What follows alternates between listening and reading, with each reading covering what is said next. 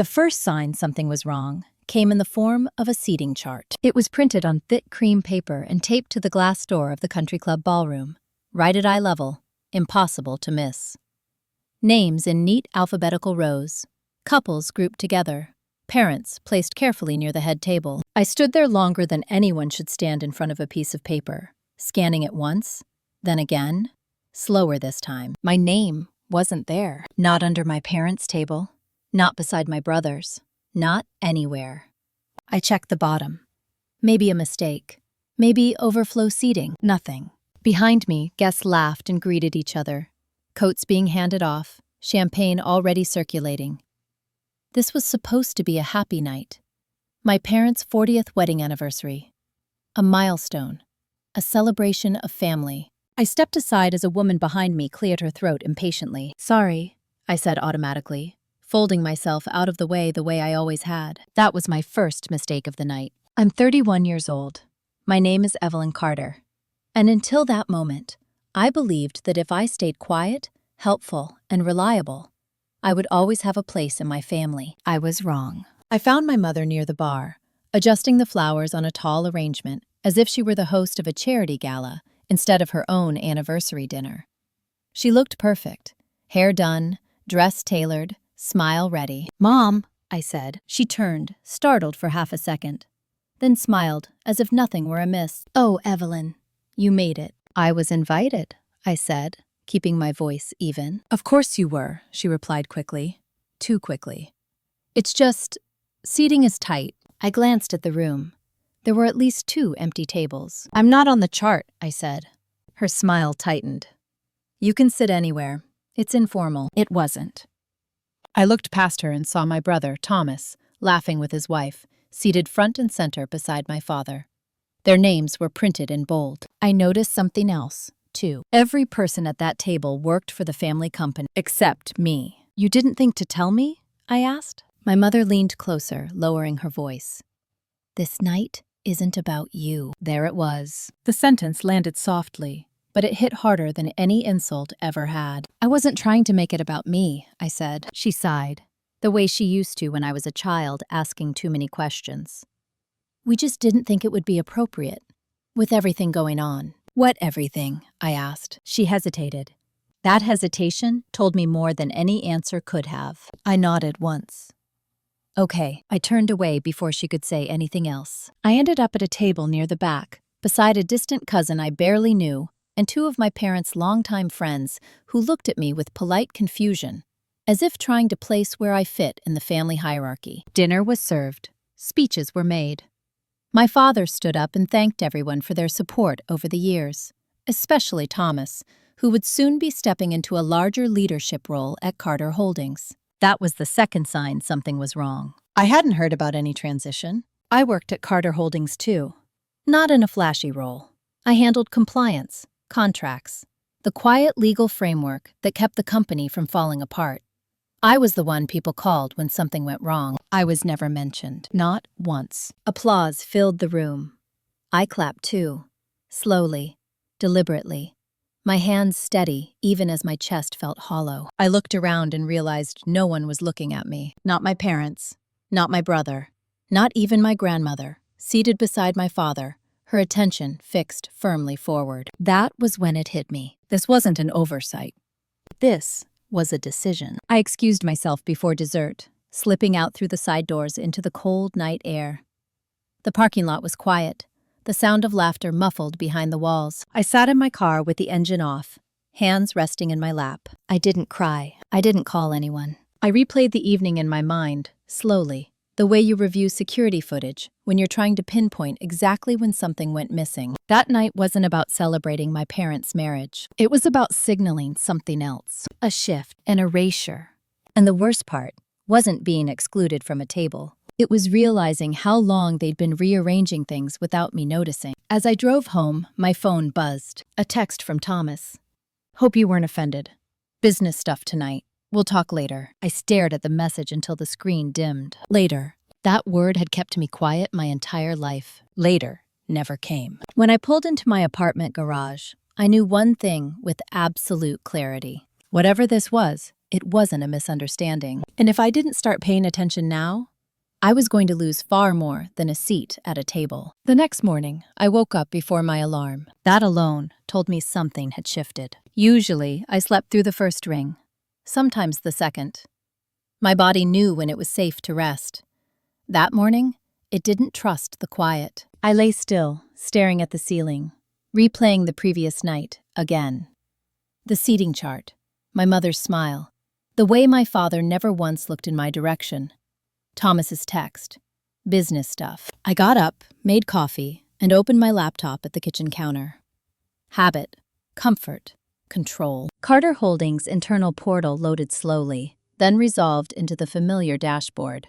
Compliance alerts, contract deadlines, a flagged document in red that hadn't been there the day before. I clicked it. Board restructuring proposal, draft. My name appeared once in a footnote. Removed from executive compliance oversight, effective immediately. Duties to be reassigned. I read it twice. Then a third time, slower. There was no explanation, no performance review, no discussion logged. Just a clean administrative decision written in the same neutral language we used for vendor changes and parking allocations. I scrolled to the bottom. Approved by T. Carter. Seconded by M. Carter. My brother. My mother. I closed the laptop gently, as if sudden movement might shatter something fragile in the room. So that was it. The dinner hadn't been symbolic. It had been procedural. They hadn't just moved my chair. They'd removed my role. I showered, dressed, and went to the office anyway. Not because I had to, but because I needed to see it with my own eyes. The building looked the same. Glass, steel, the Carter Holdings logo polished and confident above the entrance. I'd helped draft the compliance language that allowed us to expand into 3 new states. I knew every emergency exit, every quiet conference room where deals fell apart and got stitched back together. At the front desk, Linda smiled automatically, then hesitated. "Oh," she said. "Evelyn. Hi." That pause lasted less than a second. It told me everything. "Good morning," I said evenly. She glanced at her screen. Thomas asked me to let you know he's tied up this morning." "I'm not here for Thomas," I replied. I walked past before she could stop me. My access badge still worked. That surprised me. Either they hadn't thought that far ahead, or they wanted me to come in and realize on my own that I no longer belonged. My office door was open. That was new. Inside, half my shelves were empty. Not packed. Removed. My reference binders were gone. The framed photo of my grandmother and me from my law school graduation was missing. Even the plant I kept alive for 4 years sat replaced with a cheap artificial one, still dusty from the store. Someone had been careful. Efficient. I stood there longer than necessary, letting the shock settle into something colder. Then I heard voices. Thomas's voice, unmistakable, coming from the conference room across the hall. Laughter. Agreement. I stepped closer without thinking. "We just need alignment," he was saying. "Too many cooks slows things down." "And Evelyn?" someone asked. I recognized Mark Benson, one of the senior board members. Thomas didn't hesitate. "She's better suited elsewhere. She prefers working independently." I felt something tighten behind my ribs. That wasn't just exclusion. That was rewriting. I turned away before they saw me. At my desk, I opened my email. There it was. Sent at 6:12 a.m. Subject: Role adjustment. Brief. Polite. Final. No meetings scheduled. No transition period. Just a suggestion that I take some time to consider new opportunities. I forwarded the email to my personal account. Then I sent one message. To Rachel Nguyen, the corporate attorney who'd quietly cleaned up more Carter messes than anyone would ever admit. "Are you free today?" She replied 5 minutes later. "For you?" "Yes." I left the office without telling anyone. At lunch, I met Rachel at a quiet cafe 2 blocks from her firm. She listened without interrupting, eyes steady, fingers wrapped around her mug. "They removed you without cause," she said finally. "Yes," I replied. "And you weren't notified in advance," she added. "No." "And you were still listed as responsible for several compliance filings last week," she continued. "Yes." She leaned back. "That's a problem. For them." I didn't smile. "I don't want to fight," I said. She studied me. You don't get to choose that alone. I looked down at my hands. They weren't shaking. I just want to understand why, I said. Rachel shook her head slightly. You already do.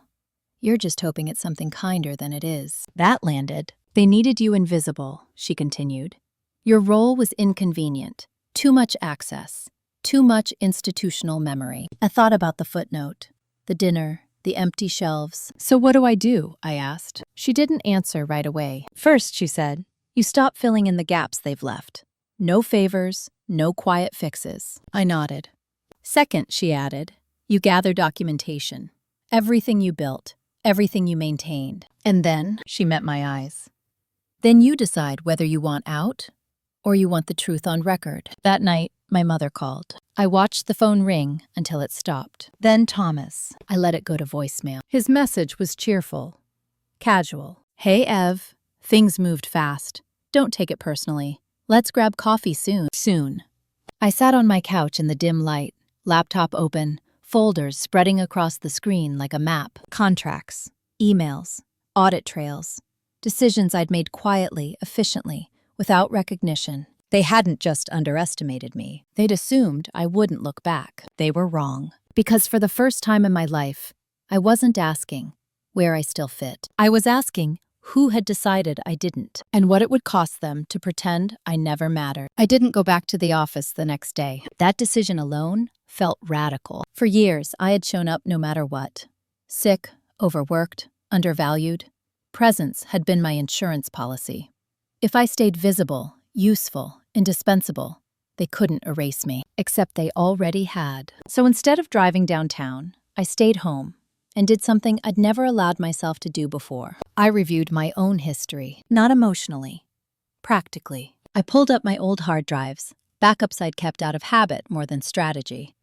Folders labeled by year, by project, by crisis. I opened documents and felt a strange detachment reading my own words, seeing my fingerprints on decisions that had later been attributed to the board or Thomas's leadership. There it was, again and again. Drafted by Evelyn Carter. Reviewed by Evelyn Carter. Implemented, quietly. By noon, I had a timeline, not of my hurt, of my relevance. The first mini-hook came unexpectedly, an email timestamp. 3 years ago, during a regulatory scare that could have shut down an entire division, I'd proposed a workaround. Not a loophole, a compliant restructuring. I'd written the framework, coordinated with external counsel, and walked the board through it, step by step. The final presentation?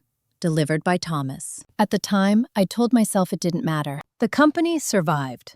That was the goal. Now, I saw the pattern clearly. My work had always been safest when it wasn't associated with my name. At 2 p.m, my phone buzzed. Rachel, they're scrambling, she said. I've had 2 calls this morning. They're trying to confirm who holds institutional responsibility for certain filings. And? I asked. They don't know, she replied, because it was you, and they removed you without reallocating authority. I leaned back in my chair. So what happens, I asked. If nothing is filed incorrectly, she said, they're exposed. If something is filed incorrectly, they're liable. I closed my eyes. They'll call, she added. They already did, I said. At 3:30, my father called. I answered. Why aren't you at work? He asked. No greeting, no concern. I'm no longer required, I replied. That's not how this works, he said sharply. You don't just disappear. I almost laughed. You made that decision, I said calmly. Not me. He paused. You're being dramatic. No, I said. I'm being precise. His voice lowered. This company is bigger than your feelings. This isn't about my feelings, I replied. It's about responsibility. And right now, you don't know who holds it. Another pause. You're still family, he said finally. I waited. That doesn't mean the same thing it used to, he added. There it was. The confirmation I hadn't known I was waiting for. I agree, I said. It doesn't. The call ended without resolution. I didn't feel angry. I felt unburdened. That evening, Thomas showed up at my apartment, unannounced. Of course. I opened the door and saw him standing there with the same smile he'd worn at the dinner. Confident, expectant. Hey, he said. We need to talk. No, I replied. You need to talk. I'm listening. He stepped inside anyway, glancing around like a guest assessing whether he still belonged. "You blindsided us," he said. "You removed me in secret," I replied. "That was a business decision," he insisted. "You're taking it personally." I folded my arms. "You reassigned my role without reallocating authority." He frowned. "What does that mean?" "It means," I said slowly, "that the company is currently operating without compliance oversight." He scoffed. "That's not true." "Check your filings," I said. He opened his phone, scrolling. His jaw tightened. "You could have warned us," he said. "I did," I replied. "For years. You just weren't listening." His tone shifted. "Look, Dad's stressed. The board is nervous. We can fix this." "How?" I asked. "We'll put you back. Maybe not officially, but you can consult." There it was. The offer. Work without authority. Responsibility without protection. "I'm not consulting," I said. He stared at me. "So what? You're just going to watch us fail?" I met his eyes. "I'm going to watch you operate without using me as a safety net." "That's cruel," he snapped. "No," I replied. "It's accurate." He left angry. I didn't stop him. That night, I sent one email. To the board. Subject: clarification of authority. I stated facts only. That my role had been removed without transition. That I no longer held responsibility for compliance decisions. That any assumption otherwise was incorrect. No threats, no accusations, just truth. The next morning, the tone changed. I received 3 emails before 9 a.m. One from Mark Benson, one from the CFO, one from the board chair. All polite, all urgent. "We need to discuss next steps. We'd appreciate your guidance. Let's resolve this quickly." I forwarded them to Rachel. Her response was immediate. "They're scared." Good. That afternoon, my grandmother called. She rarely called during business hours. "I heard voices raised this morning," she said quietly. "At the house?" I asked. "Yes," she replied. "Your name came up." I didn't respond. "They think you're being vindictive," she continued. I closed my eyes. "And what do you think?" I asked. "I think," she said carefully, "that they mistook your loyalty for obedience." I smiled, just a little. "I'm proud of you," she added. That mattered more than I expected. By the end of the day, I had everything I needed. Documentation, confirmation, leverage. Not to destroy them, but to stop being erased. Because the moment you stop fixing problems for people who refuse to see you, something becomes very clear. They were never afraid of losing me. They were afraid of being exposed without me. And that realization changed the balance completely. By Friday morning, the word guidance had replaced authority. It showed up everywhere. Emails that used to say approved now read pending clarification.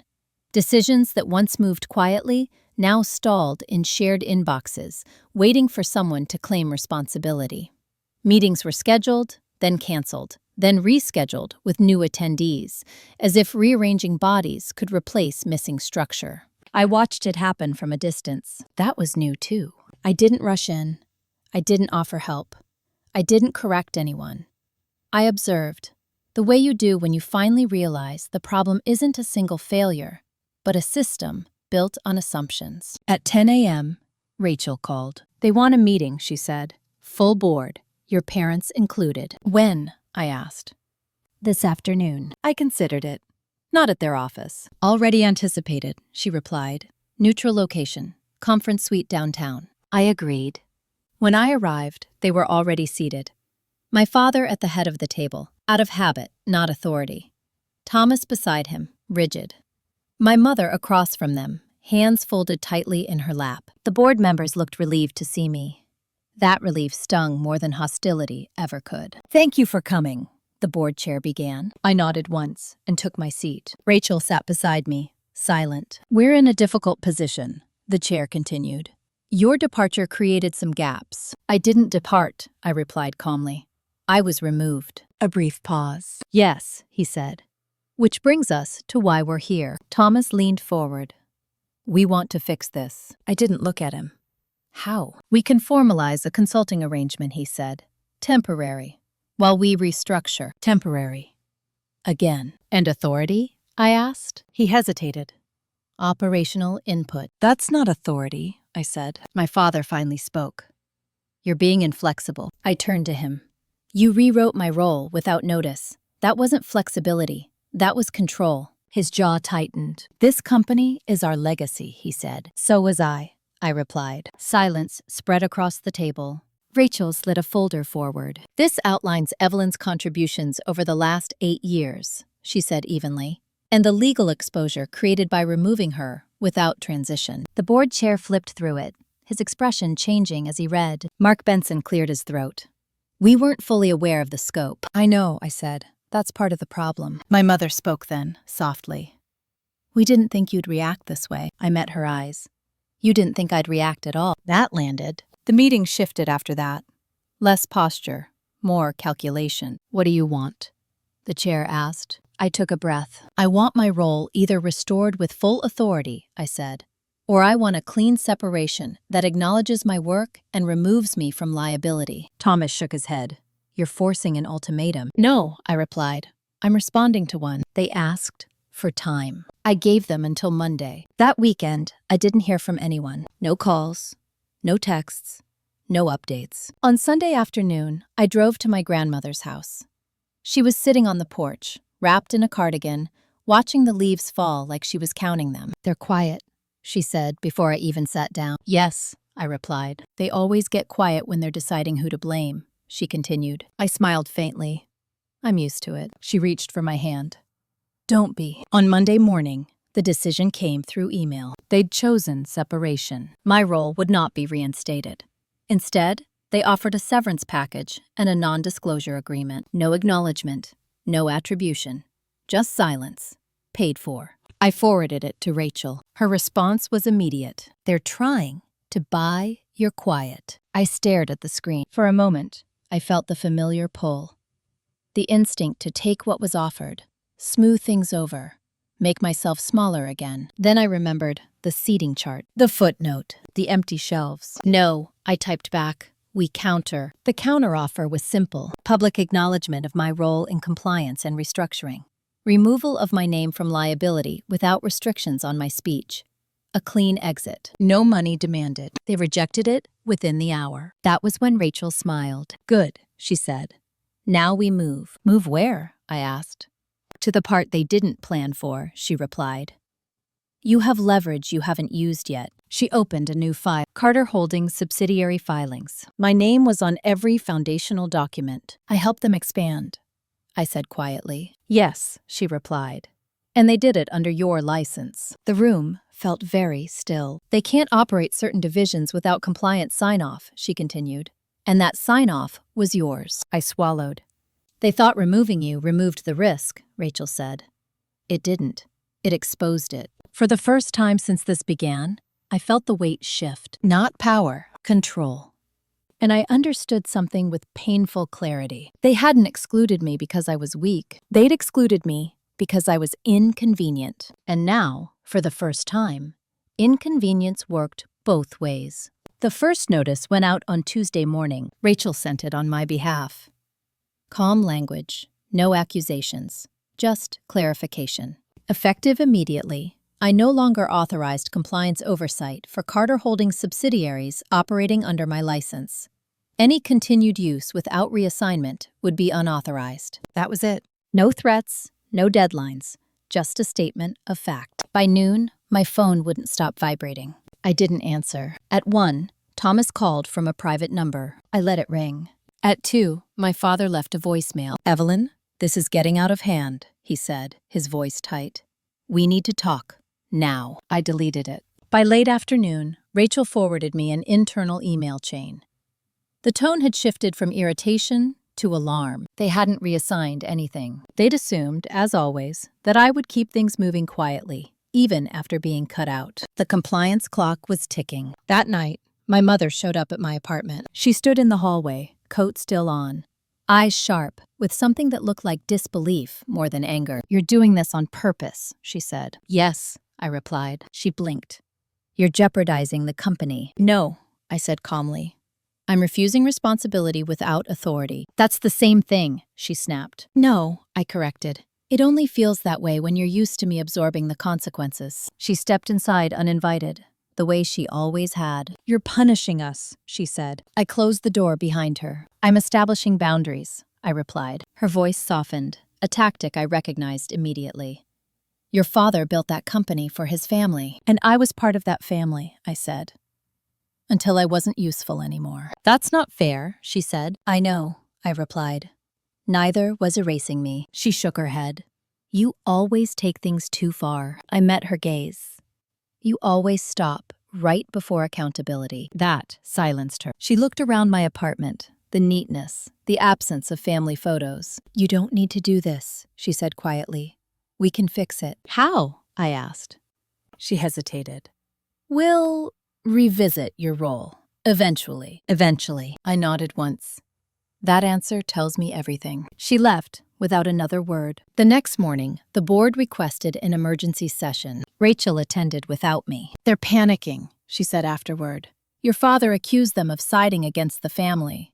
They reminded him this is a corporation, not a dinner table. I smiled, despite myself. They want you to reinstate oversight temporarily, she added. No formal role, no announcement. No, I said.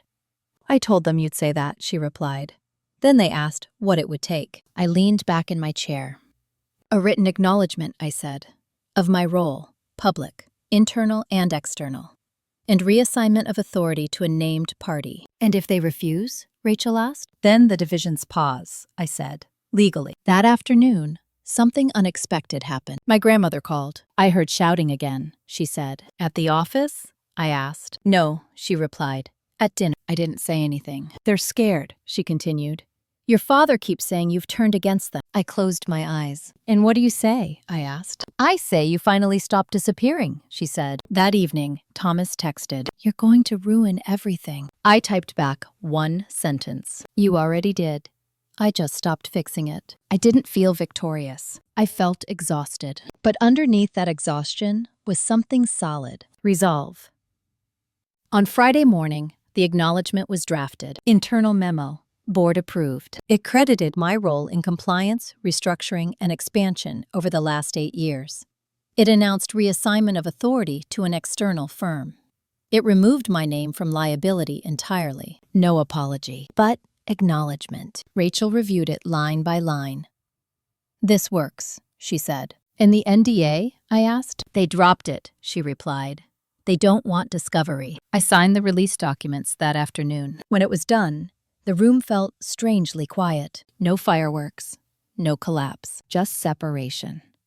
That night, I sat alone on my balcony, the city humming below. I thought about the little moments I'd ignored over the years, the meetings I wasn't invited to, the decisions made without me, the way love had always come with conditions. I understood now. They didn't push me out all at once. They narrowed my space until I disappeared. And the moment I stopped adjusting myself to fit, the structure cracked. This wasn't revenge. It was reclamation. And I knew, with a certainty that surprised me, that this wasn't the end of the story. It was the moment the balance finally shifted. The silence after separation was louder than the arguments that came before it. On Monday morning, I woke up without an agenda, shaped by other people's urgency. No emergency calls, no quiet expectations. No unspoken rule that I would clean up whatever mess had been made over the weekend. I sat at the kitchen table, with coffee growing cold in my hands, and realized something unsettling. For the first time in years, no one needed me. That should have felt like relief. Instead, it felt like standing at the edge of something unfamiliar and vast. At 10 sharp, Rachel called. They're scrambling, she said without preamble. Compliance delays are already showing up in the quarterly projections. I didn't respond right away. They thought reassignment would be seamless, she continued. Turns out, your institutional knowledge wasn't documented the way they assumed. I let out a slow breath. Did they ask for me? I asked. Yes, she said. Indirectly. They asked if you'd be open to consulting. And, I replied, I told them you're unavailable. That word again. Unavailable. It felt strange to hear it applied to me instead of something I was accused of being. That won't stop them, Rachel added. They'll try another angle. She was right. By Wednesday, Thomas showed up outside my building. I saw him through the lobby camera before he buzzed. He looked smaller somehow. Not weaker, just stripped of the confidence that had always made him feel untouchable. I didn't let him in. He waited anyway.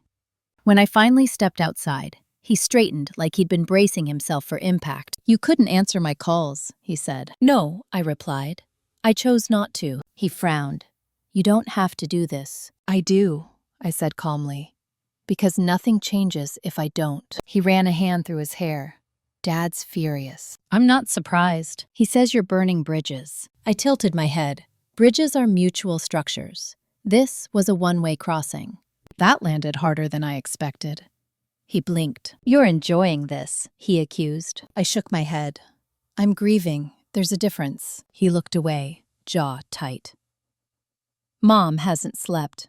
"That didn't stop her before," I said. Silence stretched between us. "Consult," he said finally. "Just temporarily, help stabilize things." "And then what?" I asked. "I disappear again?" "No," he said quickly. "This time it'll be different." I met his eyes. "That's what you said the last time." He had no answer for that. "Evelyn," he said quietly. "We're family." I nodded. "That's the problem." I went back inside, without another word. That afternoon, the press caught wind of the internal restructuring. A short article appeared online. Dry language. No drama. But my name was there, credited for years of operational oversight. My phone buzzed with messages from former colleagues. Some were congratulatory, others apologetic. One stood out. "I didn't realize how much you carried until you stopped." I stared at that message for a long time. That night, my grandmother called again. "They're saying you've abandoned them," she said gently. "What do you say?" I asked. "I say abandonment doesn't look like paperwork," she replied. I smiled for the first time that day. On Thursday, Rachel brought me something unexpected. "They filed a motion," she said, quietly. "For what?" I asked. "To contest the scope of your release." I felt a flicker of irritation. On what grounds? "They're claiming implied responsibility." I laughed once, sharply. "Of course they are. They want to pull you back in," she said. "Not publicly. Legally." "That won't work," I said. "No," she agreed. "It won't. But it tells us something." "What?" I asked. "They don't just want your labor," she said. "They want your liability." That settled heavy in my chest. All those years I thought I was supporting them. I'd been shielding them. On Friday morning, Rachel and I met with a judge. Routine procedural review. No confrontation. Just facts. The judge listened carefully, flipped through documents, and then looked up. "Miss Carter," she said, "you were remarkably thorough." I inclined my head. "Given the documentation," she continued, "the release stands." Rachel squeezed my arm under the table. As we walked out, she exhaled. "That closes the door." "Does it?" I asked. She looked at me. "For them, not for you." That weekend, I did something radical. Nothing. No strategy sessions. No contingency planning. I walked through a park I hadn't visited in years.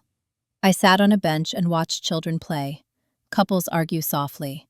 Dogs pull against leashes. Life happening without my intervention. For years, my value had been measured by how much I could hold together. Now I was learning what it meant to let things fall apart without me. On Sunday night, an email came through from my father. Subject line: "Final attempt." I didn't open it. Instead, I archived it. I wasn't avoiding the conversation. I was ending the pattern. As I turned off the lights and went to bed, I understood something with startling clarity. They hadn't taught me loyalty. They taught me endurance. And endurance, without choice, is just another form of captivity. The offer came dressed as reconciliation. It arrived on a Tuesday morning, neatly formatted, careful with its words. No emotion, no blame, just structure. A newly created advisory role. Independent, strategic. No reporting line to my parents. Compensation, generous. Term, undefined. It was signed by the board chair, not my father. That detail mattered. Rachel forwarded it with one line beneath. "They think this gives them moral cover." I read it twice, then set the phone down and stared at the window. Outside, the city moved like it always had. People late for meetings, people early to nowhere. No one waiting for permission. I thought about how many times I had accepted similar offers in the past. Titles without teeth, authority without protection, roles designed to look like respect while preserving control. I didn't respond. By noon, Thomas texted, "This is a good deal. You should take it." I didn't answer. At 2, my mother called. I let it go to voicemail. Her message was softer than usual. "We're trying to meet you halfway." Halfway had always been their favorite distance. Close enough to benefit, far enough to deny responsibility. That evening, Rachel and I met for dinner. No documents, no agendas, just food. "You don't owe them a return," she said, almost casually. "I know," I replied. "But," she prompted, "but I'm still deciding what I owe myself." She nodded. "That's the harder question." The next morning, the article dropped. Not hostile, not glowing, just factual. It outlined the company's restructuring, mentioned my departure, and quoted an unnamed source describing it as a strategic reset. But there was a line buried near the end. Sources say internal disagreements between family leadership and key executives played a role. Family leadership. That phrase hit harder than it should have. By noon, my inbox was full again. Former clients, industry peers, people I hadn't spoken to in years. Most said the same thing in different ways. "If you're available, we'd like to talk." I didn't reply to any of them that day. Instead, I drove to my grandmother's house. She was in the kitchen, rolling dough with steady hands that had seen more years than I had words. "They're asking you back," she said, without looking up. "Yes," I replied. She pressed the cutter into the dough, clean and decisive. "Are you going?" "I don't know," I admitted. She finally looked at me. "Do you want them to change, or do you want to change?" I swallowed. "I don't think they can," I said. She nodded once. "Then don't build your future waiting for it." That night, I drafted a response. Not emotional, not defensive, just clear. I declined the advisory role. I wished them success. I asked for no further contact regarding operational matters. I read it 3 times. Then I sent it. The backlash wasn't loud. It was quiet. The board chair replied with a single sentence. "Understood." Thomas didn't respond at all. My mother sent a message 2 days later. "I don't recognize you anymore." I stared at it for a long time before typing back. "That's because you never met me without expectations." I didn't send that one. I deleted it. Some conversations don't need answers. They need endings. By the end of the week, something unexpected happened. A former client reached out. Not through email. Through Rachel. "They're starting something new," she said. "They want you. As a partner." "Details?" I asked. "Clean structure. Independent board. Your name on the door." I felt something stir. Not excitement. Not fear. Alignment. We met the following Monday. No family. No history. Just professionals at a table discussing a future that hadn't been written yet. As I walked out of that meeting, contract draft in hand, my phone buzzed. Another message from my father. "We did everything for you." I stopped walking. For the first time, I typed back. "You did what benefited you. I did what kept it running. Those aren't the same thing." There was no reply. I put the phone away and kept walking. That night, as I sat alone in my apartment, city lights blinking like signals I no longer needed to decode, I realized something quietly profound. For years, I thought leaving would feel like loss. But what I felt instead was space. And in that space, something new was already forming. The first time I signed my name without hesitation, my hand trembled. Not because I was unsure, but because I wasn't used to choosing without checking who it might upset. The partnership agreement sat on the table between us, thick but clean. No hidden clauses, no language that needed translation. Just boundaries, drawn clearly enough to be respected. "This is equal," one of them said, sliding the pen toward me. "In voice and consequence." I nodded. Equal felt unfamiliar, heavy in a different way. When I signed, no one clapped. No one congratulated me. There was no ceremony. Just quiet acknowledgement. That was how I knew it was real. The company launched quietly. No press release, no announcement to prove anything. We built structure before story, systems before narrative. I worked longer hours than I had in years, but the exhaustion felt different, purposeful, chosen. Still, echoes followed me. At a Thanksgiving dinner I didn't attend, my absence was discussed like a missing piece rather than a decision. I heard about it later from my cousin. "They kept setting a place for you," she said. "Like if the chair stayed empty long enough, you'd show up." I pictured it. The table polished, the seat untouched, my name hovering in the space like a ghost. "I didn't go because I wasn't invited," I said quietly. There was a pause on the line. "They said you were." I closed my eyes. Invitation, I had learned, is not the same as access. In December, the company I helped build announced its first major client, a competitor my parents' firm had tried and failed to secure for years. The news didn't travel fast, it seeped. Rachel forwarded me a short internal memo from Carter Holdings that somehow found its way to her desk. Strategic risk assessment required, it read. Emerging competitor. They didn't name us. They didn't need to. That same week, my mother showed up at my office. Not the lobby, not reception. My office. Security called me immediately. She says she's family, the guard said. I closed my eyes and exhaled slowly. Send her up, I said, but stay nearby. She stood when I entered, hands clasped tightly, coat still on. She looked around the room like she was searching for something she'd misplaced. This is yours, she said finally. Yes, I replied. She nodded once. You didn't tell us. I didn't ask permission, I said. Her lips pressed together. You're making us look bad. I met her gaze. I'm not responsible for that. She took a step forward. Your father feels betrayed. So did I said. She flinched. We never meant to hurt you. I know, I replied. You meant to manage me. Silence settled between us. You could have told us, she said. I shook my head. You would have stopped me. She didn't deny it. Are you happy? She asked finally. I considered the question carefully. I'm honest, I said. For the first time. She left without another word. That evening, I sat alone in the office, long after everyone else had gone home. The city outside was dark, lights blinking like reminders that life continues, whether you're ready or not. I thought about Christmas mornings from years ago, about gifts chosen to impress rather than understand, about birthdays forgotten because they conflicted with meetings. I realized something then. They didn't just take my labor. They took my silence and called it love. I stood up, turned off the lights, and locked the door behind me. As I walked into the night, my phone buzzed with a message from an unknown number. We need to talk.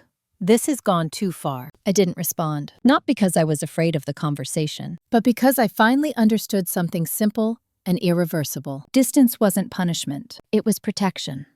And for the first time, I was choosing it deliberately. The audit began without noise. No subpoenas, no headlines, just letters. They arrived on thick paper, addressed to the company, requesting documentation related to licensing, compliance transitions, and operational continuity.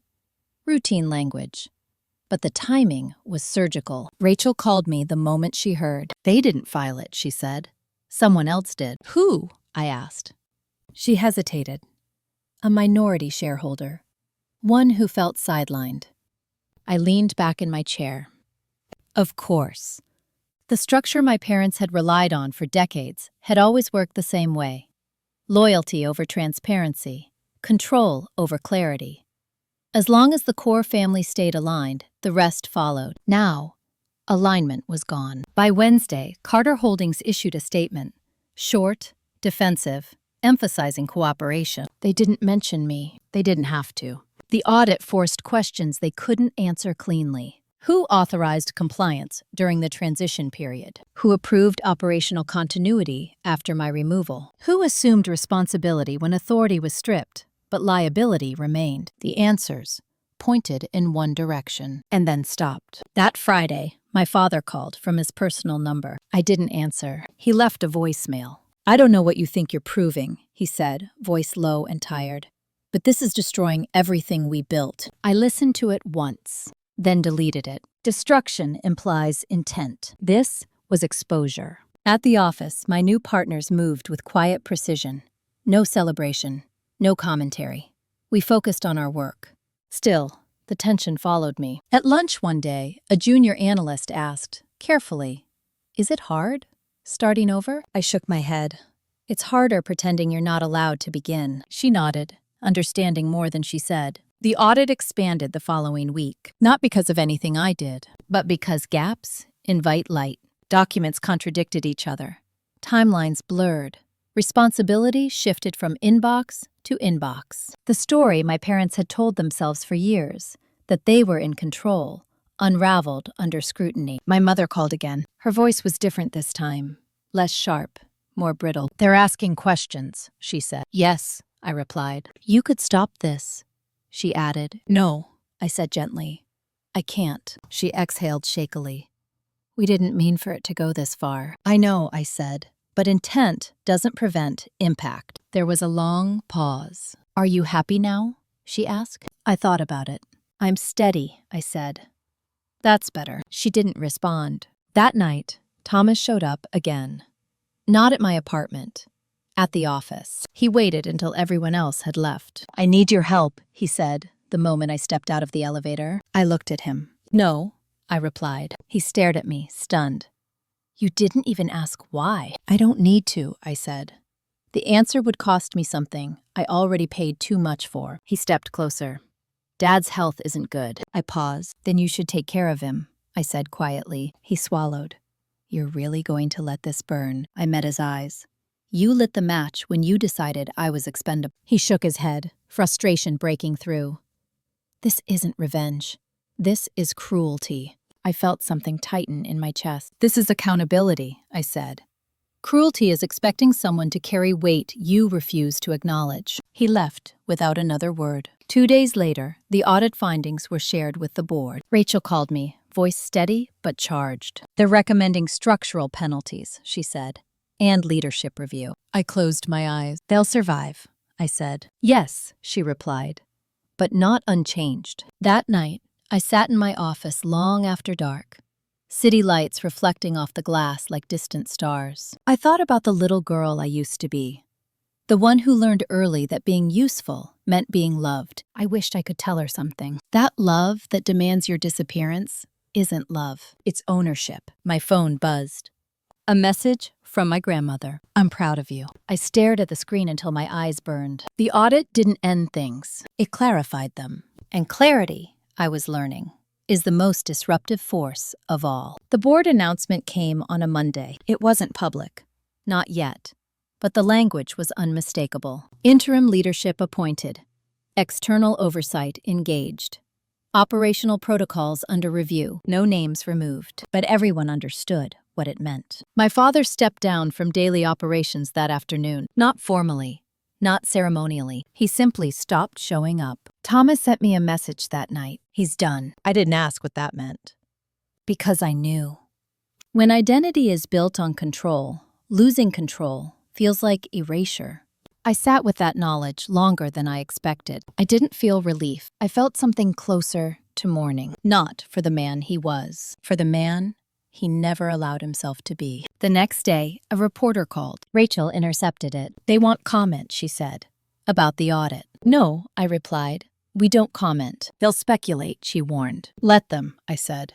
Speculation fades. Facts don't. At lunch, one of my partners asked if I was okay. Yes, I said honestly. Just recalibrating. That was becoming my answer to everything. By midweek, the article dropped anyway. It mentioned governance failures, transition missteps. It referenced unnamed executives and family leadership. It didn't mention me directly, but it didn't need to. The absence was louder than any quote. That evening, my mother called. She sounded older. We didn't recognize what you were carrying, she said. I leaned against the kitchen counter. I tried to show you, I replied. Yes, she whispered. I see that now. I didn't respond. Apologies that arrive after consequence aren't useless, but they're not reparative. They're asking if you'll speak to the board, she said. Off the record. No, I replied. They just want clarity, she said. They had years, I replied. This is their clarity, she sighed. You've changed. Yes, I said. I had to. The call ended quietly. The following week, the minority shareholder who initiated the audit reached out, not to me, to my new company. They wanted a meeting. We met on neutral ground. They were cautious, polite, curious. We didn't intend to hurt anyone, one of them said. I believe you, I replied. You intended to protect your investment. They nodded. Sometimes, I continued, protection requires light. After the meeting, one of my partners turned to me. You didn't defend yourself once, he said. I didn't need to, I replied. That weekend, I went back to my grandmother's house. She sat in the same chair, hands folded, watching the world pass slowly. They're quieter now, she said. Yes, I replied. She looked at me. Do you miss them? I considered the question carefully. I miss who I thought they were, I said. She smiled softly. That's an honest answer. As I drove home that evening, I realized something I hadn't allowed myself to acknowledge before. The chaos hadn't been created by my departure. It had been contained by my presence. I'd been the buffer, the translator, the one who smoothed conflict before it could surface. When I left, the truth had nowhere to hide. At the office the next morning, we finalized a major expansion. New hires, new offices, new systems. As I signed off on the last document, I felt a strange sense of symmetry. Once I'd held a structure together by making myself smaller. Now I was building something that required me to be whole. My phone buzzed. A message from an unknown number. "You were always the strongest one." I didn't reply. Strength doesn't need acknowledgement. It needs space. And I finally had enough of it to breathe. The house went on the market quietly. No listing photos with staged smiles. No dramatic announcements. Just a sign that appeared one morning at the end of the long gravel drive. I heard about it from my cousin first. "They're selling," she said, her voice low. "The big house." I closed my eyes. That house had never felt like home to me. It had felt like a stage set. Beautiful, polished, and always watched. Still, the news landed heavier than I expected. Selling meant closing something they could no longer maintain. An image. A version of themselves that required constant reinforcement. Rachel noticed the shift before I did. "You're distracted," she said one afternoon. "A little," I admitted. "Do you want to talk about it?" she asked. "I don't know what there is to say," I replied. "Things are ending." She nodded. Endings don't always feel clean. The audit finalized its recommendations that same week. No criminal findings, but severe governance violations, mandatory restructuring, ongoing oversight for 3 years. My father's name appeared in the report. So did Thomas's. Mine did not. When the report became public, the reaction was muted. No scandal, no outrage. Just confirmation of what many had suspected, but never proven. At my office, no one brought it up. That mattered. They saw me as present, not reactive. Focused, not defined by what I'd left behind. That night, my father called. Not a voicemail, a call. I stared at the screen until it stopped ringing. 10 minutes later, a text appeared. "Please, just once." I didn't respond immediately. I waited until the next morning, when my thoughts were clear. "We can meet. Public place. 1 hour." He agreed within seconds. We met at a small cafe near the courthouse. Neutral territory. No history. He looked older, smaller. His hands trembled slightly when he lifted his cup. "I didn't know how much you were doing," he said finally. I nodded. "I tried to tell you." He looked at the table. "I thought if I gave you too much authority, you'd leave." I felt something crack then. Not anger. Recognition. "You made leaving inevitable," I said quietly. He swallowed. "I wanted to protect the family." "You protected control," I replied. "Not connection." He nodded slowly, as if that truth had only just reached him. "I'm sorry," he said. I believed him. But belief doesn't rewind time. "I accept that," I said. "But it doesn't change where I am now." He looked up, eyes wet. "Are you ever coming back?" I shook my head gently, not like before. The hour ended. We stood. There was no embrace, no promise, just a quiet acknowledgement of something irretrievably altered. As I walked away, I didn't feel hollow. I felt resolved. That afternoon, I signed off on the final expansion plan for our firm. New leadership roles, new governance policies, built-in checks that didn't rely on sacrifice or silence. One of my partners smiled at me across the table. "This structure will outlive us," he said. "That's the point," I replied. That evening, my grandmother called. "I heard you met your father," she said. "Yes," I replied. "Did it help?" she asked. I thought about it. "It gave me closure," I said. "Not reconciliation." She hummed softly. "Sometimes that's the kinder outcome." As I lay in bed that night, I realized something important. I no longer needed them to understand. Understanding had been my old currency, my old bargaining chip. Now, I had something better: autonomy. And I wasn't giving it back. The day the house sold, it rained. Not dramatically. No thunder. Just a steady, quiet rain that soaked into the ground without asking permission. I watched it from my office window, a mug of untouched tea cooling beside me. Rachel had texted earlier that morning. It closed. 2 words. A period. Something about that felt final, in a way nothing else had. That house had been the center of every holiday, every argument disguised as tradition. Thanksgiving dinners where seating charts were power maps. Christmas mornings where gifts were leverage. Birthdays remembered only if they didn't interfere with business travel. Selling it wasn't just a financial decision. It was an admission. At noon, my calendar pinged with a reminder I'd set months ago. Annual review. Not of a company, of myself. I closed my laptop and sat back, letting the silence stretch. A year ago, my life had been dictated by expectation. I moved when summoned. I solved problems I didn't create. I stayed quiet to keep peace that was never mutual. I had called that loyalty. Now I understood it for what it was. Compliance. The difference mattered. That afternoon, I took a walk instead of a meeting. I passed a courthouse, a bakery, a park where someone had hung paper lanterns for an event that hadn't started yet. Life in progress. My phone buzzed. A message from my cousin. They're asking about Christmas. I stopped walking. Tell them I wish them well, I typed back. But I won't be there. She replied almost immediately. I figured. Just wanted you to know you were mentioned. I put the phone away. Being mentioned no longer felt like belonging. And I was finally at peace with that. That evening, the team gathered in the conference room. Not for a crisis. Not for damage control. For celebration. We'd secured our third major client. Not because of connections, not because of legacy, because the work held up. One of the younger partners raised a glass. To choosing differently, she said. I smiled. Later, after everyone left, I stayed behind. I walked through the office slowly, touching the edge of desks, the spines of books, the glass walls that reflected a woman I almost didn't recognize. Not because she was stronger, because she was clearer. When I got home, there was a letter waiting for me, handwritten. From my mother. I hesitated before opening it. It wasn't long. She wrote about the house, about sorting through boxes, about finding old photos she didn't remember taking. She didn't ask for forgiveness. She didn't ask for anything. She ended with a sentence that sat heavy in my chest. I wish I had known how to love you without managing you. I folded the letter carefully and placed it in a drawer. Some truths arrive too late to fix the past, but they can still inform the future. That night, I stood on my balcony again. City lights spread below like a map of choices.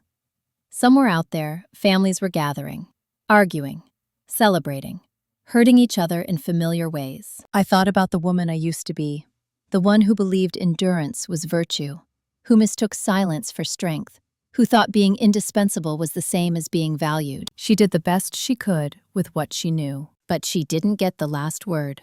I did. Here is what I learned. Revenge isn't loud. It doesn't require destruction. Sometimes revenge is simply refusing to be erased. Family drama doesn't begin with betrayal.